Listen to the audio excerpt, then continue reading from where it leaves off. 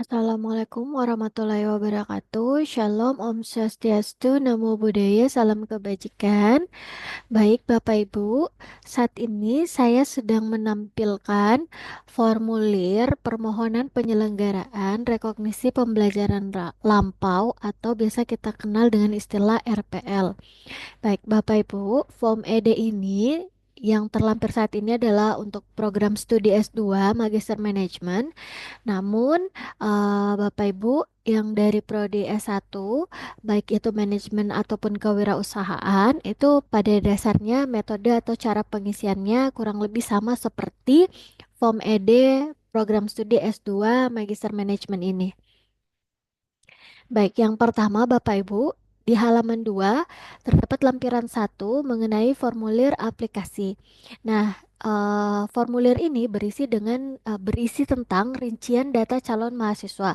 Bapak Ibu boleh silahkan mengisi nama lengkap Bapak Ibu pada kolom ini.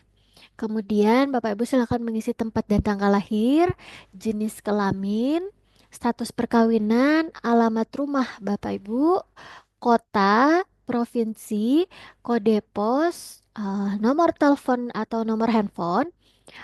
Bapak Ibu boleh silakan mengisi alamat email yang aktif.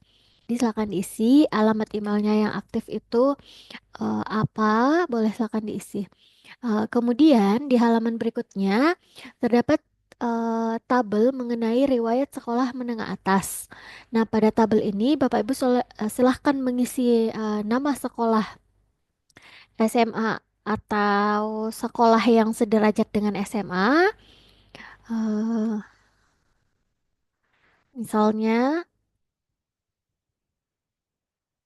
dan lain sebagainya. Kabupaten, kota, provinsi, sekolah Bapak Ibu, jurusan Bapak Ibu, tahun lulusnya tahun berapa. Kemudian di riwayat pendidikan, jika di formnya untuk program studi S2, ini silakan diisi. Atau untuk yang mendaftar program studi S1, jika sebelumnya telah atau pernah mengikuti menempuh pendidikan di perguruan tinggi, boleh silahkan diisi juga.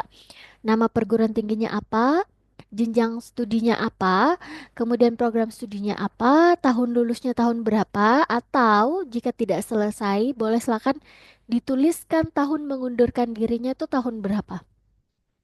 Oke, catatan Bapak Ibu silakan dilihat di sini. Harap melampirkan transkrip nilai dari perguruan tinggi sebelumnya.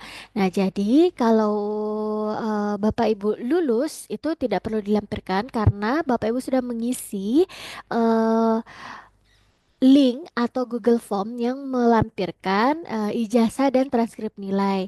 Namun, jika Bapak Ibu sebelumnya pernah berkuliah, namun statusnya tidak sampai selesai, itu Bapak Ibu boleh silakan melampirkan transkrip nilai dari perguruan tinggi sebelumnya jika ada. Namun jika tidak ada, boleh silakan tidak dilampirkan. Namun sebaiknya jika pernah menempuh pendidikan tinggi sebelumnya itu silahkan dilampirkan. Kemudian pilihan program, jika Bapak Ibu adalah seorang pekerja dengan masa kerja minimal 2 tahun, itu boleh silahkan mengisi tipenya, yaitu tipe A, tipe A 2 atau boleh tipe A saja. Nah, kalau pernah mengikuti pendidikan tinggi di kampus atau di perguruan tinggi lain, boleh silakan menuliskan di sini hybrid atau tipe campuran. Nah, pelatihan profesional jika sebelumnya Bapak Ibu pernah mengikuti pelatihan profesional, Bapak Ibu silakan mengisi tahun berapa pelatihan tersebut dilaksanakan, kemudian jenis pelatihannya apa, kemudian dilaksanakannya di mana, apakah di dalam negeri atau di luar negeri, diselenggarakan oleh lembaga apa, jangka waktu atau masa mengikuti pelatihannya itu berapa lama, apakah 1 tahun misalnya, atau 1 bulan, atau 1 minggu, itu boleh silakan dituliskan. Kemudian tabel berikutnya itu berisi tentang konferensi, seminar, lokakarya, simposium. Jika Bapak Ibu pernah atau sedang mengikuti seminar, itu boleh silakan dituliskan berdasarkan sertifikatnya. Judul kegiatannya seminar apa, konferensi apa, lokakarya apa, penyelenggaranya siapa, institut mana, institusi mana, panitia, peserta atau pembicara. Jadi Bapak Ibu statusnya apakah sebagai peserta, sebagai pembicara atau justru sebagai panitia pelaksana. Nah, kemudian penghargaan atau piagam. Nah, jika Bapak Ibu memiliki penghargaan atau piagam, ini boleh silakan diisi. Misalkan tahun pemberian penghargaan atau piagamnya di tahun 2012, bentuk penghargaannya seperti apa? Silahkan dituliskan. Yang memberikan penghargaan atau yang memberikan piagam itu siapa atau institusi mana? Selanjutnya, organisasi profesi atau organisasi ilmiah. Jika Bapak Ibu sedang atau pernah tergabung dari suatu organisasi profesi atau organisasi ilmiah, boleh silakan diisi mulai dari tahun mengikuti organisasi tersebut, jenis atau nama organisasinya apa, jabatan Bapak Ibu atau jenjang keanggotaan pada organisasi itu apa, boleh silakan dituliskan. Nah, setelah itu Bapak Ibu boleh silakan menandatangani kolom ini dengan menuliskan nama lengkap Bapak Ibu pada bagian bawah. Kemudian di kolom yang sebelah sini itu silahkan dituliskan tanggal permohonan. Diisi tanggalnya tanggal berapa. Nah, bagaimana dengan Bapak Ibu yang tidak memiliki atau tidak pernah mengikuti organisasi? Nah, kolom tabel ini tuh boleh silahkan tidak diisi jika ternyata tidak memiliki atau tidak bergabung dalam suatu organisasi. Kemudian, jika tidak mempunyai juga penghargaan piagam, tuh boleh silahkan tidak diisi. Begitu juga dengan konferensi, seminar, lokakarya, dan simposium, termasuk dengan pelatihan profesional. Jika Bapak Ibu belum pernah mengikuti, itu boleh silakan tidak diisi. Nah, kemudian pada bagian 2, Bapak Ibu harap diperhatikan karena ini adalah bagian yang terpenting. Di bagian 2 ini berisi daftar mata kuliah yang Bapak Ibu dapat ajukan RPL ataupun tidak. Nah, contohnya manajemen keuangan. Nah, Bapak Ibu jika ingin mengajukan RPL, maka boleh silakan mengisi ya, jika ingin mengajukan RPL, jika ingin melakukan perkuliahan manajemen keuangan atau mengikuti kuliahnya, boleh silakan Bapak Ibu mengisi tidak pada kolom ini. Kemudian untuk keterangannya di sini, jika Bapak Ibu sebelumnya pernah mengikuti mata kuliah manajemen keuangan di kampus atau di perguruan tinggi lain, dibuktikan dengan kartu hasil studi atau nilai transfer dari perguruan tinggi sebelumnya, di kolom ini silakan diketik transfer. Namun, jika ternyata belum mengikuti, tapi memiliki pengalaman kerja di bidang manajemen keuangan, Bapak Ibu boleh silakan tulis di sini adalah perolehan SKS dan tentunya jika ingin mengerpelkan ditulis di sini ya. Begitupun dengan mata kuliah manajemen sumber daya manusia. Jika Bapak Ibu mau mengerpelkan silahkan mengetik ya. Kemudian jika memiliki pengalaman kerja di bidang manajemen sumber daya manusia, silakan ditulis perolehan SKS. Begitu seterusnya sampai di nomor 10 atau mata kuliah yang ke-10. Nah, kemudian Bapak Ibu silahkan menuliskan tempat dan tanggal, lalu membubuhi tanda tangan Bapak Ibu di sini. Jangan lupa untuk menuliskan nama lengkap pada kolom yang di sini. Nah, kemudian setelah itu Bapak Ibu, kita lanjut ke halaman berikutnya. Ini adalah lampiran 2, form evaluasi diri. Form evaluasi diri program studi. Nah, nama lengkapnya Bapak Ibu silakan dituliskan kembali, alamat rumahnya dituliskan lagi kembali, nomor handphone dan email aktifnya silakan dituliskan lagi kembali. Nah, di sini ada keterangan.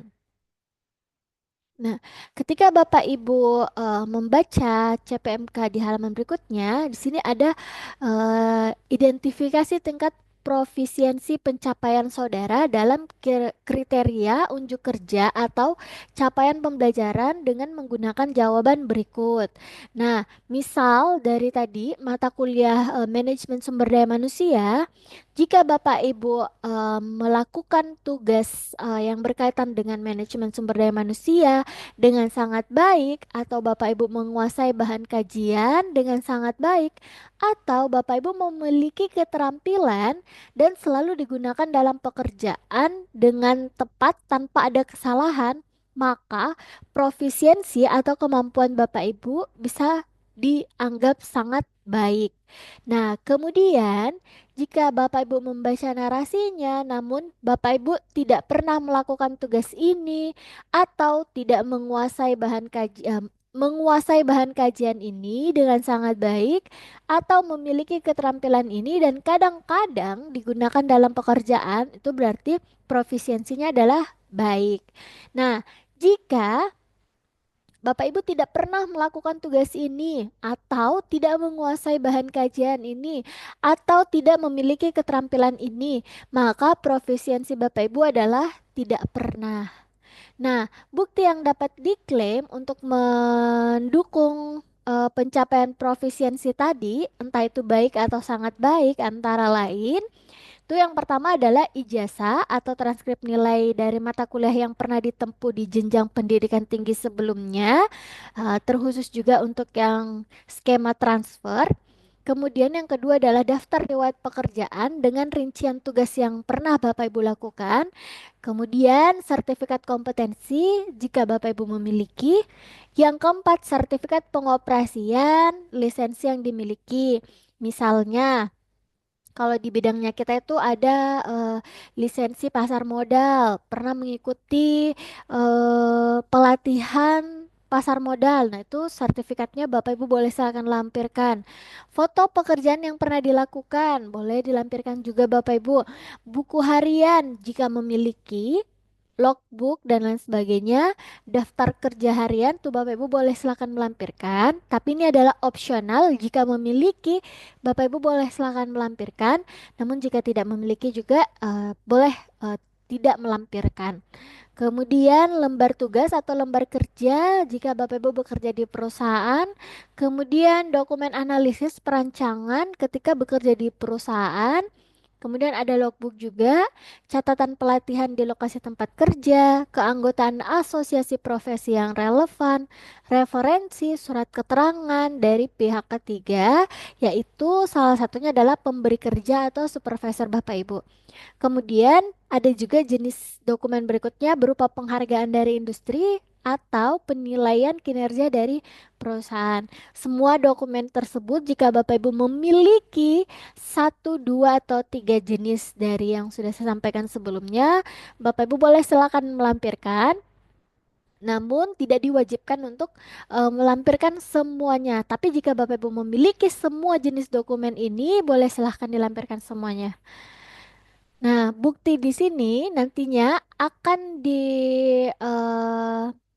kodekan atau ada kode pengisiannya. Yang pertama ada V itu berarti valid. Kemudian ada A itu berarti asli atau otentik. Kemudian ada kode T itu terkini. Kemudian ada M atau cukup atau memadai. Nah, dikatakan valid jika bukti tersebut ada hubungan yang jelas antara persyaratan bukti dan unit kompetensi mata kuliah yang akan dinilai. Kemudian asli, kapan dikatakan asli itu jika dibuktikan dengan karya calon mahasiswa. Kemudian terkini yang dimaksud di sini adalah bukti menunjukkan pengetahuan dan keterampilan kandidat saat ini. Nah, yang terakhir ada M atau memadai, cukup. Nah, kriteria ini mengacu pada kinerja, unjuk kerja atau panduan bukti. Misalnya, Bapak Ibu mampu mendemonstrasikan eh, cara melakukan transaksi di bursa efek dan lain sebagainya. Nah, itu nanti pembuktiannya dapat dilakukan pada sesi wawancara juga. Nah, Lanjut. Nah, ini adalah daftar mata kuliah yang Bapak Ibu akan isi. Salah satunya yang pertama adalah manajemen keuangan. Ini mata kuliah manajemen keuangan atau corporate finance. Nah, kemampuan akhir yang diharapkan atau CPMK-nya yang pertama adalah mengetahui konsep perusahaan sebagai suatu sistem finansial dan pasar modal sebagai tempat untuk mendapatkan dana. Nah, jika Bapak Ibu mengetahui konsep dari perusahaan sebagai suatu sistem finansial dan pasar modal sebagai tempat untuk mendapatkan dana, Bapak Ibu boleh silakan melihat lagi profisiensinya dan Bapak Ibu menilai diri Bapak Ibu sendiri kira-kira apakah Bapak Ibu mengetahui konsep perusahaan sebagai suatu sistem finansial dengan sangat baik ataukah tidak pernah atau tidak tahu sama sekali. Nah, hasil evaluasi yang VATM ini akan diisi oleh asesornya kami. Nah, Bapak Ibu silakan mengisi bagian profisiensi ini. Kemudian Bapak Ibu memberikan juga bukti yang disampaikan. Contohnya, ketika Bapak Ibu mengklaim mengetahui sangat baik, maka rujukan dari dokumennya itu dokumen apa? Nah, salah satunya adalah sertifikat dan SK jabatan. Jika Bapak Ibu jabatannya bersentuhan langsung dengan keuangan dan Bapak Ibu secara langsung juga bekerja dan sangat mengetahui konsep perusahaan itu sebagai sistem finansial dan pasar modal sebagai tempat untuk mendapatkan dana. Nah, Bapak Ibu silakan isi semuanya disertakan dengan buktinya bahwa apa yang membuktikan bahwa Bapak Ibu itu benar-benar sangat baik mengetahui tentang konsep laporan keuangan. Misalnya Bapak Ibu pernah ikut pelatihan. Nah, tulislah di sini sertifikat pelatihan. Sertifikat pelatihan mengenai laporan keuangan. Nah, jangan lupa Bapak Ibu nanti sertifikat pelatihan ini dilampirkan juga. Nah, kemudian kita lanjut, silakan diisi terus. Di sini ada juga keterangannya, kolom satu diisi oleh siapa, kolom 2 oleh siapa, kolom 3 siapa, 4 siapa, dan 5 siapa. Nah, lanjut. Tadi di mata kuliah kedua, yaitu berkaitan dengan manajemen sumber daya manusia. Nah, capaian pembelajaran mata kuliahnya adalah mampu berpikir kritis dan inovatif untuk perkembangan manajemen SDM. Nah, jika Bapak Ibu adalah orang yang mampu berpikir kritis dan inovatif terkait dengan perkembangan SDM, Bapak Ibu boleh silakan mengisi ya dengan profisiensi pengetahuan sangat baik. Nah, setelah itu jenis dokumennya seperti apa? Apakah Bapak Ibu pernah bekerja di divisi SDM atau Bapak Ibu pernah mengikuti pelatihan berkaitan dengan eh, inovasi dan pengembangan SDM. Coba Bapak Ibu silahkan diisi. Nah, ini semuanya wajib diisi. Kalaupun memang Bapak Ibu tidak tahu atau tidak mengerti tentang berpikir eh, model manajemen SDM strategis, boleh silakan mengisi yang ini. Bapak Ibu tidak pernah atau tidak tahu, misalnya tidak mampu berpikir kritis dan inovatif, ya boleh silakan diisi tidak pernah. Atau ya saya cukup tahu, tapi saya belum menguasai atau belum menerapkan sepenuhnya di pekerjaan saya, berarti Bapak Ibu boleh isi profesiensi yang baik. Nah, semuanya kolom ini silahkan diisi Bapak Ibu, dan ini mencakup seluruh mata kuliah yang akan Bapak Ibu RPL-kan. Nah, jika di halaman 5 Bapak Ibu menuliskan bahwa tidak mau melakukan RPL mata kuliah manajemen keuangan. Nah, berarti di halaman manajemen keuangan, mata kuliah manajemen keuangan, yaitu di halaman 9 yang ini, Bapak Ibu boleh silakan tidak mengisi seluruh kolom ini. Karena apa? Karena Bapak Ibu tidak mau meng-RPL-kan mata kuliah ini. Nah, Silakan dibaca seluruh dokumennya, karena seluruh dokumennya ini berisi tentang mata kuliah yang akan Bapak Ibu RPL-kan ataupun tidak Bapak Ibu RPL-kan. Nah, lanjut ke halaman 36. Halaman 36 ini berisi pernyataan keabsahan formulir evaluasi diri pengajuan mata kuliah rekognisi.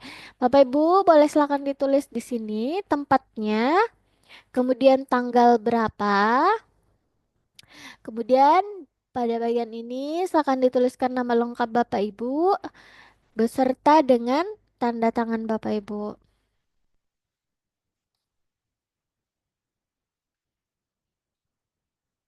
dan dibubuhi tanda tangan. Kemudian, nah ini yang penting Bapak Ibu, formulir konsultasi pra-asesmen. Nah, silahkan Bapak Ibu menuliskan kembali nama Bapak Ibu, tanggal pengisian dokumennya, waktu pengisiannya, dan tempatnya berapa. Nah, nama pengelola boleh silakan dikosongkan, nomor kontak boleh silakan dikosongkan. Prodi yang dituju, misalnya Bapak Ibu maunya S1 manajemen. Nah, silakan diisi S1 manajemen atau Bapak Ibu mau S1 ke wirausahaan ataupun ternyata Bapak Ibu mendaftarnya adalah S2 manajemen. Silakan diisi. Nah, yang kolom ini Bapak Ibu boleh silahkan tidak diisi karena nantinya kami yang akan mengisi bagian hasil media alat dan acuan ini. Selanjutnya tanda terima portofolio, nama lengkap Bapak Ibu, alamat rumah Bapak Ibu, nomor kontak atau nomor WhatsAppnya, email aktif Bapak Ibu. Kemudian jenjang pendidikan sebelumnya. Kalau sebelumnya pernah S1, silakan tuliskan S1. Kalau pernah D3, boleh dituliskan D3. Atau kalau mendaftar S1, tuh bisa menuliskan pendidikan sebelumnya adalah SMA. Nah, ini adalah tanda terima portofolio atau dokumen. Nah, Bapak Ibu silakan diisi dokumen apa saja yang Bapak Ibu sudah serahkan ke kami. Misalnya ijazah S1, jumlahnya satu. Transkrip nilai. Transkrip nilai satu, kemudian ijazah SMA, transkrip nilai SMA, kemudian ada KTP, terus ada sertifikat, sertifikat pelatihan ada berapa atau ada pelatihan apa, itu boleh silakan dituliskan dua atau tiga, tergantung dari berapa jumlah sertifikat yang Bapak Ibu kumpulkan. Nah, tuliskan nama lengkap Bapak Ibu, kemudian dibubuhi tanda tangan. Lalu dikasih tanda tangan, kemudian di sini adalah nama dari kami. Itu ya kami yang akan isi pada bagian ini. Nah, lanjut ke kesepakatan waktu asesmen. Bapak Ibu silakan tulis kembali nama lengkapnya, alamat rumahnya, nomor kontaknya, emailnya, dan jenjang pendidikan sebelumnya, dan menuliskan hari dan tanggal kapan Bapak Ibu bisa melakukan asesmen wawancara. Misal Bapak Ibu bisanya di hari Jumat tanggal 22 Agustus 2025, waktunya misalnya 15 WITA, silahkan disesuaikan dengan waktu wilayah Bapak Ibu. Kalau berdomisili Jakarta silahkan diisi WIB, kalau misalnya daerah Papua dan sekitarnya silahkan dituliskan WIT. Nah, tempatnya itu biasanya dilakukan secara Zoom. Jadi, Bapak Ibu boleh silakan diisi dan memastikan bahwa hari dan jam yang Bapak Ibu isi ini adalah waktu lowongnya Bapak Ibu dan bisa melakukan proses asesmen wawancara. Nah, di sini dituliskan nama lengkap Bapak Ibu, kemudian dibubuhi tanda tangan. Nah, yang bagian ini boleh silakan dikosongkan, nanti kami yang isi. Nah, lanjut ke halaman berikutnya. Ini adalah daftar riwayat pekerjaan atau pengalaman kerja. Nah, sebelumnya Bapak Ibu boleh dituliskan nama dan alamat perusahaannya. Misalnya PT apa, kemudian alamatnya di mana, periode bekerjanya, Bapak Ibu misalnya mulai bekerja di tahun berapa, posisi atau jabatannya apa, uraian tugas utamanya seperti apa, bukti yang disampaikan, misalnya SK bekerja atau sertifikat. Tuh boleh silakan diisi sesuai dengan apa yang sudah Bapak Ibu laksanakan selama ini. Nah, diisi lagi kembali waktu dan tanggalnya.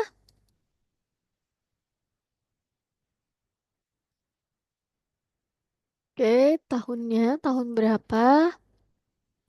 Kemudian Bapak Ibu silakan tuliskan nama lengkapnya di sini dan dibubuhi tanda tangan. Nah, yang halaman 41 ini Bapak Ibu silakan dikosongkan, nanti kami akan isi sampai dengan halaman 43. Nah, jika Bapak Ibu ada pertanyaan, boleh silahkan mengajukan pertanyaan melalui chat WA kepada saya. Jika ada yang masih kurang dimengerti juga boleh silakan ditanyakan. Baik, Bapak Ibu, terima kasih atas waktunya. Semoga form evaluasi diri ini atau form ED ini bisa segera diselesaikan, mengingat deadline waktu yang semakin singkat ini. Baik, terima kasih. Wassalamualaikum warahmatullahi wabarakatuh.